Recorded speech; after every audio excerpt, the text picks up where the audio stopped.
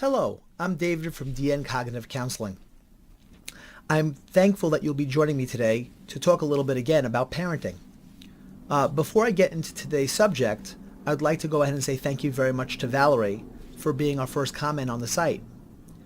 I hope that many of you will be able to join in and be able to have a conversation and be able to ask questions, and I'll be very happy to respond. So let's delve right into it. So, the first thing I'd like to discuss is care for yourself. Now, I know many of you are thinking, David, you have lost your mind. You're not talking about discipline. You're not talking about a trust and respect in the relationship. You're not talking about maintaining a parent role. You're starting off a parenting webinar talking about care for yourself. And I want you to think about that for a second, because although I may have lost my mind, this is actually a very important concept that is very much neglected.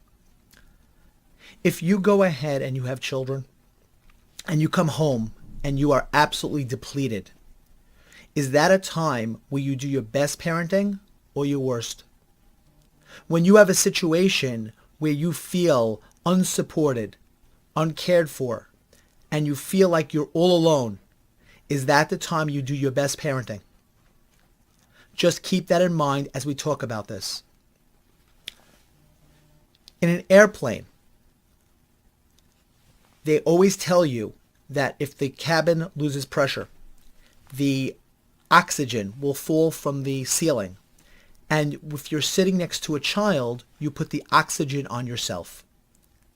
Did you ever think about the reason why? If you put the oxygen on the child first, and let's say it's incorrect, the likelihood is you will pass out before you get the oxygen on yourself. Now, if you pass out as the adult, the child doesn't know how to fix it. And the truth of the matter is you can lose both of you. You put the oxygen on yourself so that you know that you're getting air. Now at least you could be in a calmer state to be able to get that oxygen correctly on your child and be able to fiddle around. And even if the child passes out, you'll still have time to get that on to be able to give the child oxygen. On the other hand, if you can take care of yourself first, you are more likely to set yourself up for a problem and for you and the child. When I used to do a parenting group many years ago, I would say to parents, what would happen if your child fell into a water and yet you couldn't swim? And many of the parents would say, well, I'm jumping in anyway. It doesn't make a difference. And I said, let's think about the consequences of that thought process and what happens. So you jump in after the child. You don't know how to swim. And now both of you go down. And that's the problem. We have to understand that in order to be parents that create nurturing children, that we have to go ahead and be able to take care of ourselves first. And this is a concept in the AA program, and for those of you who are familiar, which is the idea is you can't give away what you don't have. And if you're in a position where you emotionally can't give because you're so depleted, then there's very little you're going to be able to give to that child. I want you to think about this another way. Let's supposing you hear this from a lot of parents, I sacrifice everything for my child. I give them everything I can. I do everything for them. What do you think that breeds in a child? Do you think that breeds a child that's empathetic to others and cares for others? Or do you think that this child who is self-centered and cannot maintain relationships with other people because they're so focused on their own need because they've been told their entire life that they're the center of the universe? That's a problem I want you to think about too. What is it that you're doing when you're going ahead and parenting your child? Think about the ramifications of the choices that you're making. So the first concept of caring for yourself has to do with you being better equipped to help your child to be able to go ahead and survive and do well. And the more that you're able to take care of yourself, the better you are at taking care of your child. But there's a second reason for caring for yourself being so important.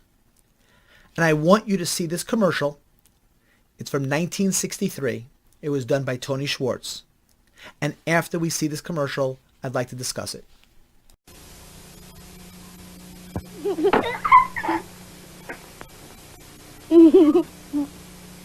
That's a nice hat.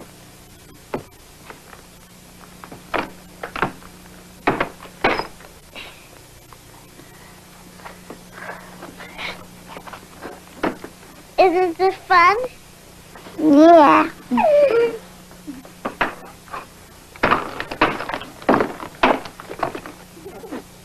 Where are the buttons?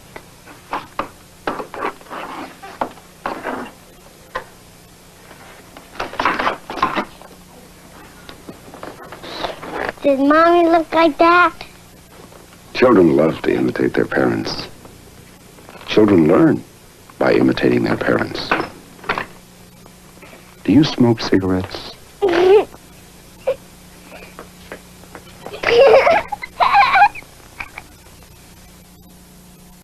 You saw the two children going ahead and playing with their parents' clothing. And then the connection between that and do you smoke cigarettes? Tony, I was lucky enough to hear him explain the thought process he had is that children follow what their parents do. And when you care for yourself, you're setting a model for that child to be able to understand what it means like to care for themselves, so that the child understands what proper behavior looks like. So if you go into a restaurant or a convenience store or any place that you go ahead and order food, and either you walk out without paying or you take something, as people do in supermarkets, and open up potato chips and eat the potato chips, and then they put the potato chips on the side, and then they tell their children it's not right to steal or it's not right to lie. The child gets a mixed message between the behavior and what they're watching. And in the many years that I've been doing therapy, I cannot tell you the number of times parents who are upset with behaviors that children are doing that the parent themselves is doing. So this is where self-care comes in, and it's so important.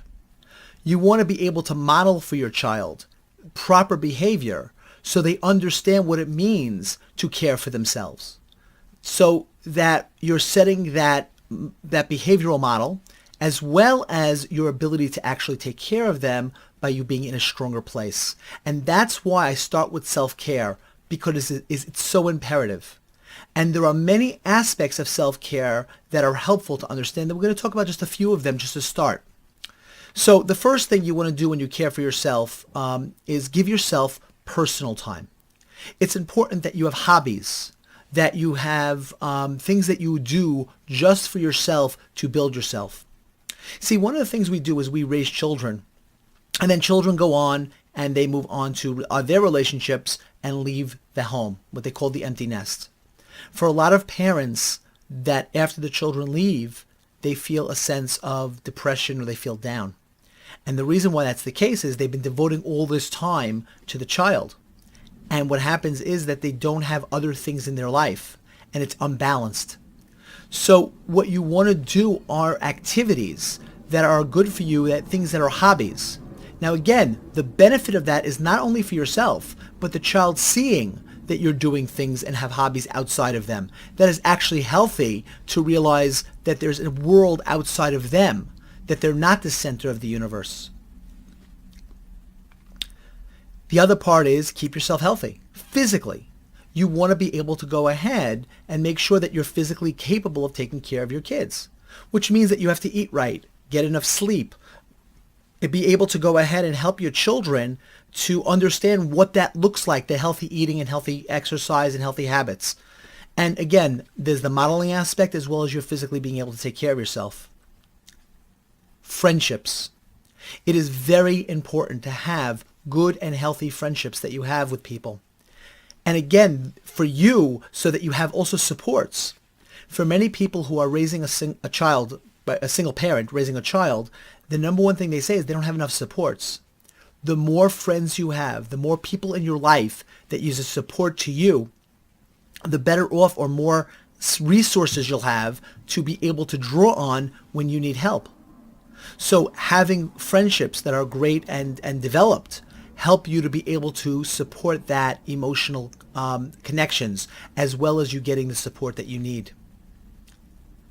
And the last aspect of this is accepting love. A lot of parents are very good at giving love to their children. they're great at being able to express it to them. But times they don't have as much accepting of it, or they're not as good as accepting it from a spouse. And children see that, and it's not only about giving love that's important, but it's about accepting love that's important. And a child seeing you being able to accept love is a very important aspect. So again, just to very quickly wrap up, the idea of caring for yourself is about the two aspects. One is your ability to actually physically do it, and the other ability is the modeling behavior for your child. They're very important. Now, if you found that this was helpful to you, again, I hope that you'll like this video. I hope that you will subscribe, as I'll be doing many more. And again, if you found this was worthwhile to you and helpful, there is the ability for you to become a Patreon to this account by going to Subcribe-star and being supportive of this. I hope that it will be up soon. And again, I thank you again for being a part. And again, if you have any questions or comments, please feel free to make them, and I'll be very happy to respond.